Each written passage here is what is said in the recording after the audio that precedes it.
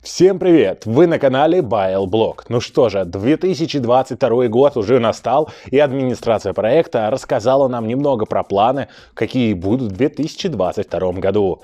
Я расскажу вам свое мнение, свою гипотезу о том, что думаю, ну и немного инсайдов, которые я знаю, так как я амбассадор. Вы готовы? Тогда берите попкорн, а мы начинаем!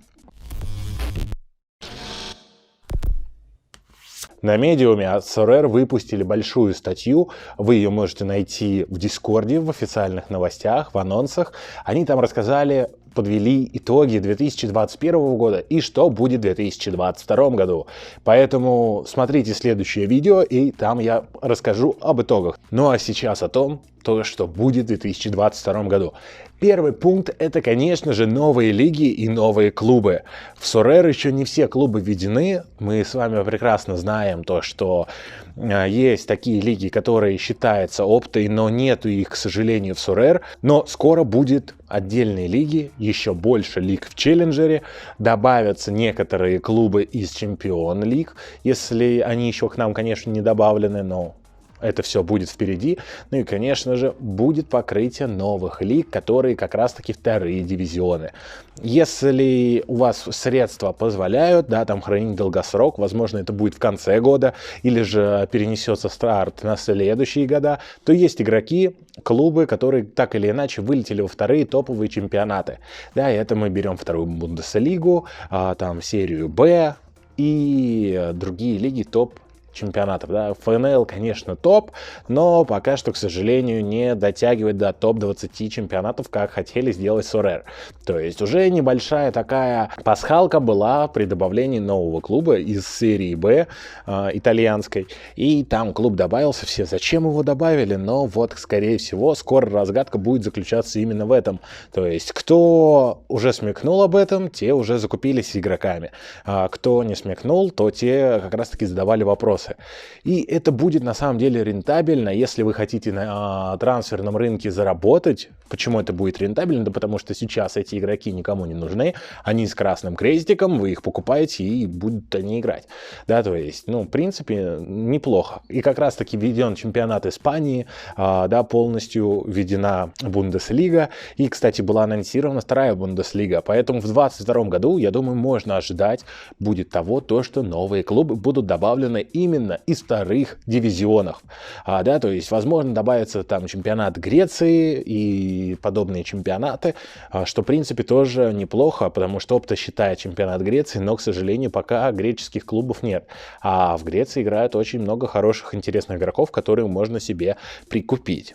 Ну и также будем надеяться на то, что проект большой и глобальный, и добавится чемпионат Украины, но это надо будет разговаривать отдельно с оптой, и не знаю, насколько это будет вообще ликвидно добавлять чемпионат Украины. Но если чемпионат Украины вдруг добавится, то карты Шахтера, которые сейчас имеются, они взлетят громадно в цене, потому что в украинской премьер-лиге, ну, только несколько клубов, которые могут бороться за чемпионство, остальные просто так, для, можно так называть, товарищеских матчей, но суровая, но правда. Мобильное приложение Sorare. Да, администрация уже это анонсировала, и мы можем просто делать ура!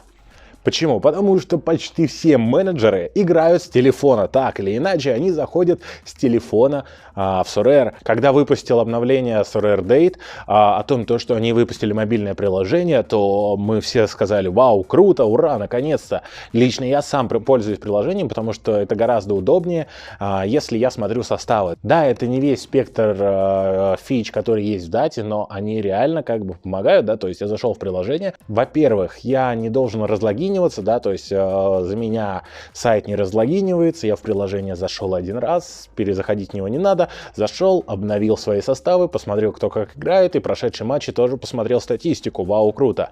Но вот, наконец-таки, Sorare выпустит приложение. Я надеюсь, оно не будет багованным, потому что много времени они уже его разрабатывают, и будет, конечно, немножко страшно. Приложение, оно намного уязвимей, нежели сайт. Возможно, сейчас там мои зрители айтишники меня поправят, но давайте будем честными, я знаю людей, которые там в онлайн-игрушках взламывают эти приложения, рисуют несколько ноликов на своих счетах и покупают кого хотят. Если в Sorare кто-то сделает с эфириумом также, то это может прям глобально обрушить всю систему, что не хотелось бы. Но я верю в нашу администрацию, верю в наш проект, в котором мы с вами вместе играем, но если вы еще не играете в него, то ссылочка будет в описании, поэтому регистрируйтесь по ссылке и получаете 6-ю дополнительную карту после покупок 5 карт на аукционе. Поэтому приложение мы ждем все. Возможно, там не будет полный спектр услуг, которые, да, предлагает Sorare, да, то есть мы не сможем там, ну, допустим, как покупать, она будет в бета-версии в какой-нибудь, да, там альфа-версии, но это уже глобальный плюс, глобальный кайф, то, что Sorare будет доступна не только в интернете, да, когда мы переходим с вами в браузер и вбиваем Sorare, там заходим на сайт, а именно в приложении, то есть, грубо говоря, человек сидит с телефоном, посмотрел, опа, что такое Sorare, давай зарегистрируюсь, скачивает приложуху и играет. Вау. То есть это уже отдельный скачок. Если смотреть на рынок, то этот рынок как раз-таки будет расти у нас, да, стоимость там желтых карт, которые сейчас просели из-за того, что идет глобальный минт, как раз-таки стоимость карт будет увеличиваться, потому что, ну, игрок заходит, да, новый игрок заходит в игрушку на телефоне, вау, вроде интересно, побольше почитал, побольше посмотрел, да, там мои видео, чьи-то статьи там в Телеграме, либо же в определенных сайтах, и уже идет прогресс, то есть игроки приходят, игрокам это интересно, они видят то, что можно здесь заработать, и покупают карты, и тем самым сбалансируются желтые карты. Но опять-таки, я не говорю, что они прям ужасно, не стоит в них играть. Лично я на них засматриваюсь, я их покупаю, я их торгую, и как бы они нормально ликвидны. То есть, если в плане перепродажи в долгую, да, то есть я покупаю игроков там перед трансферным рынком, если вы не видели это видео, то посмотрите у меня на канале, я их покупаю заблаговременно и перепродаю, то есть я уже имею профит от этого.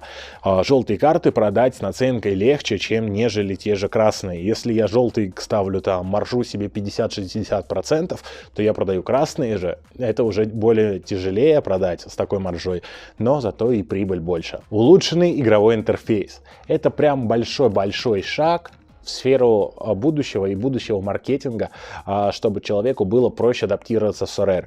Сейчас, я думаю, многие из вас знают, сами сталкивались, либо же видели вопросы, либо же сами их как раз-таки задавали, как что устроено. То есть, если ты придешь сейчас в Sorare с чистого листа, просто скачав, допустим, приложение, ты не сможешь просто-напросто увидеть и понять смысл, как тебе играть, что здесь устроено, что здесь находится, что здесь, что здесь. То есть это большая-большая проблема. Но если мы возьмем все, что было 2 года назад и что сейчас, то уже есть большой шаг.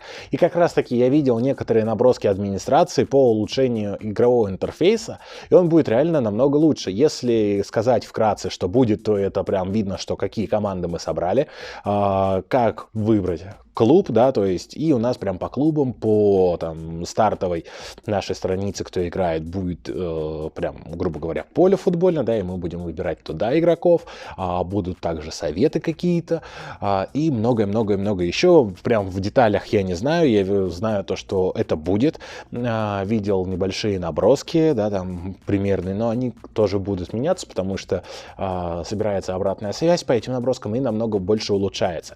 Как раз таки чем занимаются амбассадоры? Амбассадоры улучшают проект, то есть нам скидывают дизайн предлагаемый, да, то есть предлагаемое нововведение, это не по клубам, естественно, а вот таким вот по тому же геймплею. И мы выбираем, да, то есть говорим, ага, нам вот это вот неудобно, вот это там поиск изменения страницы лучше перенести наверх и так далее. То есть как раз таки этим занимаются амбассадоры, и мы уже видели часть того, что будет, это никак не влияет на рынок, но на визуал влияет прям ого-го как. То есть это будет реально пушка по изменению, и мы сами будем кайфовать, когда собираем составы, а не так, как сейчас, то, что нету никаких фильтров при выборе игроков, то есть нету ничего. Это все будет. Новая утилита, то есть новый дивизион Legend. Здесь это, к чему давно уже идет Sorare, то есть были выпущены карточки легенд. Эти карточки мы покупали, да, там можно найти Андрея Шевченко, Дэвида Бекхэма и много других игроков. Но это не только коллекция, это игра, да, если вы упустили Что это будет, как это будет считаться очки, так сейчас вам объясню. Есть карта игрока, она будет выпускаться с каждым сезоном. Допустим, Шевченко напечатан 20-летний, да, там сезона 95-96, значит, в следующем году выйдет сезон 96-97. И так будет каждый год, то есть также будут карты нового сезона и старого сезона, да, то есть были выпущены там 95-96, то 95-96, когда выпустился 96-97, будет уже, грубо говоря, старое. Вот. И будут как раз-таки клубы, то есть в карточке прописан клуб, в котором играл этот футболист. Да, допустим, Андрей Шевченко играл в Милане.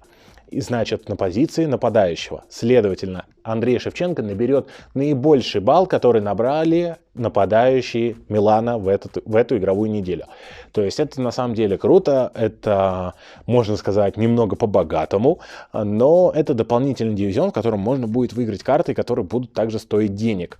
Насчет призовых там, будут ли только легенды, или же будут только там, также микс, да, как там в том же All-Star, пока сказать ничего не могу, потому что сам этого не знаю, дезинформировать вас я не хочу и не буду. Но то, что будет запущен дивизион, это прям вау, круто, да, то есть это дополнительный дивизион. Если у вас там один состав всего, то как бы это не крутая новость для вас, да, то есть это больше новость подходит тем, кто уже сидит с большим количеством карт, кто думает, что ему поставить, какого игрока там из 10, и он покупает как раз таки эти легендарные карточки просто для коллекции. Теперь это будет как раз-таки карт легенд. И я так думаю, что, возможно, это будет не только карточки легенд, но я думаю, что это еще не все. Так как есть легенды, но я думаю, что будут игроки, которые закончили игровую карьеру и были на хорошем уровне, то эти карточки игроков будут заиграны. То есть с клубами, возможно, будут советоваться. Естественно, там пенсионеров, которые просто числились в клубе, там, на последний год их привели, и они не легенды, да, там, ну, или даже просто хотя бы незначимые игроки, и о них никто не вспомнит, то вряд ли эти игроки будут добавлены и заиграны, или юзабельны. Но, опять-таки, ну, а вот, допустим, если завершит там карьеру тот же Артем Ребров, да, с одной стороны, это как бы, ну, хороший мужик, который играл там в Спартаке, там, Бедран Чорлука из Локомотива, который тоже отчасти легенда Локомотива, если их добавят, то это будет просто вау, круто. И тут, конечно, это маловероятно, но как бы есть такой факт. Возможно, будет даже специально отдельный турнир из игроков, которые завершили карьеру. Sorare — это проект не на 1 месяц, не на 1 год, не на 2, то есть уже скопилась база игроков, которые просто завершили карьеру. Года через 2, через 3 эта база будет просто здоровая, и ее нужно будет как-то использовать, потому что просто для коллекции, ну, это будет слишком круто. А вот если через 2-3 года эти игроки снова могут быть играбельны, то это будет вообще очень и очень супер, потому что, во-первых, это поднимет цену на игроков, то есть, которые игроки сейчас там 35-36 лет, их не покупают из-за возраста, потому что скоро они закончат. А это уже, значит, если 35-36-летний игрок набирает очень много очков, то он будет стоить дорого не только из-за того, что очков много набирает, но еще из-за того, что он в дальнейшем будет юзабелен. А это прям очень и очень важно. Новый рыночный опыт. Я немного не совсем понял трактовку этого предложения от администрации, но, как я понимаю, это будет связано как раз-таки с добавлением новых карт, то есть либо же новых каких-то рыночных вариантов. То есть сейчас у нас есть два варианта, это аукцион и вторичный рынок. На аукционах мы можем покупать пакетами, да, то есть по 5 игроков, либо же просто по единичной карте. То сейчас администрация, возможно, думает продавать пакетами на вторичном рынке, как вариант, тоже, в принципе, неплохой. И многие менеджеры так и делают, то есть они пишут объявление там в Дискорде, в Телеграме, что они хотят продать только пачка игроков, да, есть знакомый всем, ну, для кого-то, может, не знакомый, Павел Трейдер, менеджер, который покупает целыми галереями команды, так, почему бы не сделать проще, да, там он может выставить там пол галереи одной пачкой, да, там с какой-то скидкой, и менеджер может купить это на рынке. Если это будет так, то это будет круто. Также, возможно, какие-то будут сторонние рынки. помимо платформы Sorare. Но насколько это будет ликвидно, я не берусь предположить, то есть потому что были уже опыты на OpenSea, когда там менеджеры покупали карточки, потом переводили их в Sorare, но чтобы совершить эту транзакцию, это стоит очень дорого, то есть там 200-300 евро сейчас мы должны оставить, чтобы перевести карточку из там OpenSea на тот же, допустим, Sorare. То есть пока идет эта транзакция в сети Ethereum, это дорого и без понятия как. Возможно, какие-то новые фичи придумают, поэтому будем ждать это и надеяться на светлое и лучшее будущее. И финальный момент — это новые NFT, которые имеют право решающего голоса или же VIP-статус. То есть администрация уже анонсировала до этого, что будут некие карточки, сделанные как с эпизодами. То есть эта карточка NFT будет не просто, да, там футболист у нас будет выглядеть, а там как перевертыш. Это будет что-то а-ля NBA-шный топ-шота. То есть когда мы там открываем карточку, а там какой-то супер момент, да, там слэм-данк, забитый трехочковый, то здесь также там какой-то супер-сейф голкипера, или же наоборот забитый красивый гол. То есть такие моменты тоже будут печататься на картах, и это будет дополнительная стоимость. Но и также администрация анонсировала, что будет некое право решающего голоса. То есть, возможно, мы будем как-то децентрализовывать. Это будут, я думаю, вряд ли какие-то токены, но какие-то NFT-карты, возможно, по уникальным, будут какие-то права решающего голоса на введение, невведение, даже, ну, как бы, что сейчас можно решить массово, я не знаю. То есть, если брать по количеству призов, но, опять-таки, призов, естественно, все захотят больше и больше иметь. Но вопрос заключается в том, что мы не можем иметь призов больше, чем будет напечатано карт. То есть, администрация, когда вводила динамическую систему, уже сказала, что 60% карт у нас идет на аукционы, 40%, там 30% это призы, вру. 50% идет на аукционы, 40% идет на призы и 10% идет на непредвиденные расходы, то есть это реферальные программы, какие-то бонусы и так далее и тому подобное. Но обычно зачастую эти 10% либо просто не печатаются, либо же уходят в призовой фонд. То есть, ну а если эти карточки не были зарезервированы, да, там выплачены кому-то по какому-то там по реферальной программе или же еще по какой-то программе, которая никому не известна, но ее просто не существует, то эти карточки попадают в призовой фонд. То есть, грубо говоря, если брать примерные расчеты, то 50 на 48-49%, то есть 49% администрация отправляет в реварды. То есть мы получаем призы примерно 49% от всех напечатанных карт.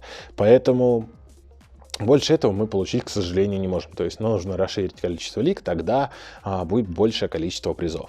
Ну, а еще в чем решать голос? Не знаю, возможно, вы мне подскажете в комментариях, потому что у меня даже большие вопросы возникают. Ну и, кстати, если я вам не ответил вдруг в комментариях, то пишите еще раз. Я не знаю, лагает это YouTube, или же это я забанен каким-то образом, но я не вижу половины своих комментариев под видео.